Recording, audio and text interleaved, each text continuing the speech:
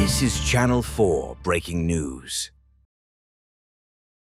අයිබෝන් සුබ සන්ධ්‍යාවක් ජනාධිපතිවරයා සහ ජාත්‍යන්තර මූල්‍ය අරමුදලේ නියෝජිතයන් අතර විශේෂිත හමුවක් සිදුව තිබෙනවා. ඔබ එම හමුවට අදාළ දර්ශන පෙළයි මේ මොහොතේ දකින්නේ. ජාත්‍යන්තර මූල්‍ය අරමුදලේ ආසියා පැසිෆික් දෙපාර්තමේන්තුවේ නියෝජ්‍ය අධ්‍යක්ෂක වරයාගේ ප්‍රධානත්වයෙන් යුත් IMF නියෝජිත පිරිසක් අද දවසේදී ජනාධිපති කාර්යාලයේදී ජනාධිපති අනුර දිසානායක මහතා හමුව තිබෙනවා. එහිදී ආර්ථික ප්‍රතිසාධන වැඩසටහන ක්‍රියාත්මක කිරීමේදී රජය ලබා ඇති ප්‍රගතිය සහ ශ්‍රී ලංකාවේ ඔරොත්තු දීමේ හැකියාව පිළිබඳව වුන් අගය කොට තිබෙනවා. එයයි ඔබ මේ දකින්නේ එහි දර්ශන පෙළයි. ජූනි මාසයේ 24 වෙනිදා සිට ජූනි මාසයේ 30 වෙනිදා දක්වා මේ මාසයේ 30 වෙනිදා දක්වා අද දක්වා IMF නියෝජිත පිරිසක් කොළඹ සිදු කළ සංචාරය නිමාවට පත් කරමින් තමයි ජනාධිපතිවරයා හමුව තිබෙන්නේ. ඔවුන් මෙම සංචාරය අතරතුර මෑත කාලීනව සිදු වූ සාර්ථක ආර්ථික වර්ධනය සහ විස්තීර්ණ අරමුදල් පහසුකම් වැඩසටහන යටතේ ක්‍රියාත්මක වන, ඒ කියන්නේ IMF ලෝන් එක යටතේ ක්‍රියාත්මක වන ප්‍රතිසංස්කරණවල ප්‍රගති සමාලෝචනයේද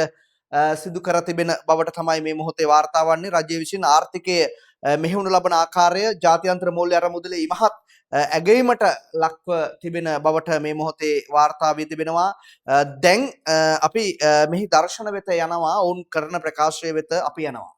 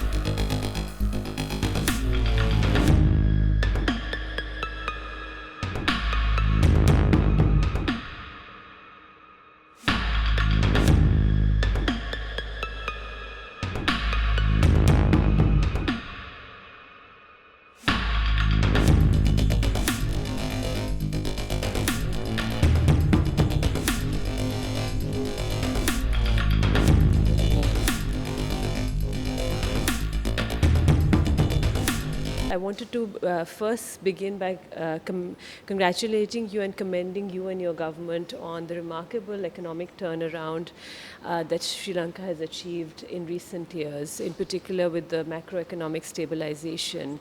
It's quite notable that growth in Sri Lanka came out at 5.1% in the first quarter of 2026 on the back of 2 consecutive years of hitting 5% growth. So the economic recovery has been strong.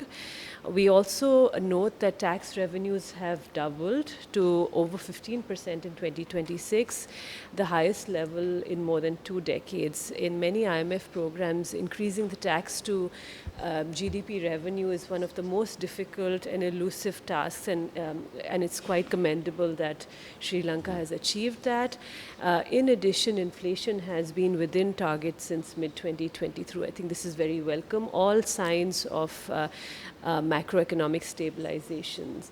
Our view is also that these achievements reflect your strong leadership and steadfast commitment to economic reforms. Coming to the present moment, the global economy is in a very challenging environment with the Middle East war and the uncertainty that that has brought, following up on the very devastating cyclone that you faced.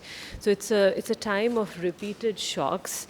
Against this background, your government's measured response to the energy price crisis was appropriate, and I think it demonstrated adherence to good economic policies, using your very hard-earned buffers prudently and cautiously.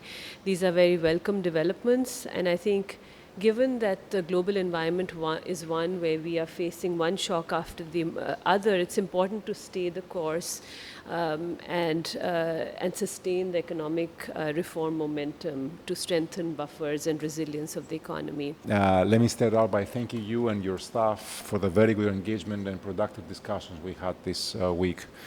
So my team and I are here for our staff visit to take stock of recent economic developments and the implementation of your extended fund facility program with the IMF. After completing the combined 5th and 6th review of the EFF late last month, this program has 2 reviews left. We will come back in September for our 7th review, and we will also have the opportunity to do an Article 4 consultation at the same time. An Article 4 consultation, or the work behind the Article 4 consultation, will allow us to take a deeper look into the structural issues of the economy. And we will present to you some analytical work on how to unlock stronger growth, attract foreign investment, and strengthen social safety nets, among other topics. We will also provide recommendations for the review of the central bank inflation target framework, which we have started discussing with the governor. So the priorities for the month ahead are many, and I know we have discussed many of these already, Mr. President, but I want to highlight a few, which I know I think they're close and dear to your heart. Obviously, we're very pleased to see some good signs of stabilization in recent weeks following the Middle East war. The decline in global commodity prices and easier financial conditions overall around the world have certainly helped. The external environment is being a little bit less difficult, if you will. The rupee now is less volatile.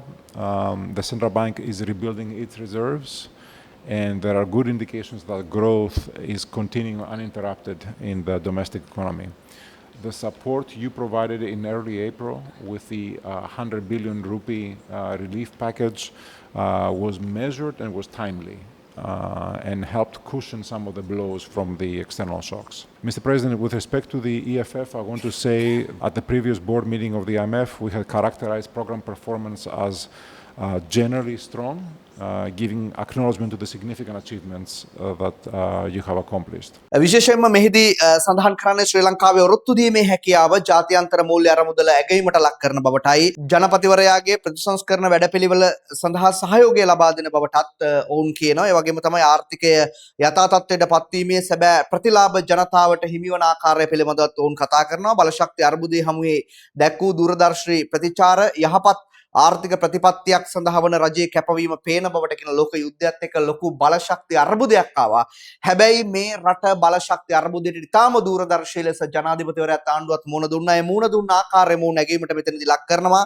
ශ්‍රී ලංකාවේ ආර්ථිකය බාධාවකින් තොරව අඛණ්ඩව පවත්වාගෙන යාමට ආර්ථික වර්ධනය පිළිබඳව යහපත් සංඥාවක් මේ මොහොතේ ලැබී ඇති බවටයි කියන්නේ. ඒත් එක්කම රජය විසින් ආර්ථිකය මෙහෙයුම් ලබන ආකාරය ජාත්‍යන්තර මූල්‍ය අරමුදල ඉමහත් ඇගීමට ලක් කර තිබෙනවා. IMF වගින් සහාය ලබන වැඩසටහන් ක්‍රියාත්මක කර අනෙකුත් බොහෝ රටවලට වඩා ශ්‍රී ලංකාව ඉහළ ප්‍රගතියක් අත්පත් කරගෙන ඇති බවට ඔවුන් පෙන්වා දෙනවා. බාහිර කම්පන මාලාවක් මධ්‍යයෝද සාර්ව ආර්ථික ස්ථායීතාවය පවත්වා ගැනීම සහ ප්‍රතිසංස්කරණ වැඩපිළිවෙල වෙනුවෙන් දැඩි ලෙස කැපවී සිටීම සම්බන්ධයෙන් ශ්‍රී ලංකාවට සිය ප්‍රසාදය පළ කර ඇති බවටයි කියන්නේ. ජාත්‍යන්තර මූල්‍ය අරමුදල පැහැදිලිවම කියනවා රජය ගන්නා වූ මේ ක්‍රියාමාර්ගයට අඛණ්ඩව සහාය ලබා දෙන බවත්.